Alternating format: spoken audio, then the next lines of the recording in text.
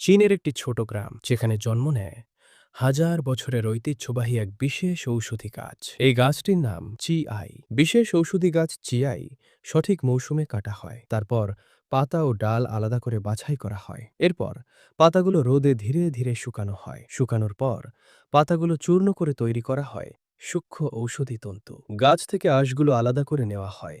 তারপর সেই আঁশগুলো গরম পানিতে নির্দিষ্ট সময় ভিজিয়ে নরম করা হয়। নরম হলে তা হাতে ধুয়ে চেপে ময়লা ও অপ্রয়োজনীয় অংশ বের করে দেওয়া হয়। এরপর সেগুলো একটি আলাদা পাত্রে রেখে পানিতে ভিজিয়ে রাখা হয়। এই প্রক্রিয়ার পরে আঁশগুলো আবার চূর্ণ করা হলে আঁশ ভেঙে রূপ নেয় তুলোর মতো। এরপর চূর্ণ আঁশগুলো ভালোভাবে পানির সাথে মেশানো হয় এবং একটি সমতল কাঠের উপর বিছিয়ে তৈরি করা হয় একটি পাতলা কাগজের মতো শীট। এরপর একটি যন্ত্রের সাহায্যে শীট থেকে পানি বের করা হয়। তারপর শীটগুলো কিছু সময় ধরে শুকানো হয়। শুকিয়ে গেলে মাপ ঠিক করে ব্যবহারের জন্য প্রস্তুত করা হয়। সবশেষে একটি কাঠের যন্ত্রের সাহায্যে তৈরি করা হয় জিআই মুখ সাস্টিক।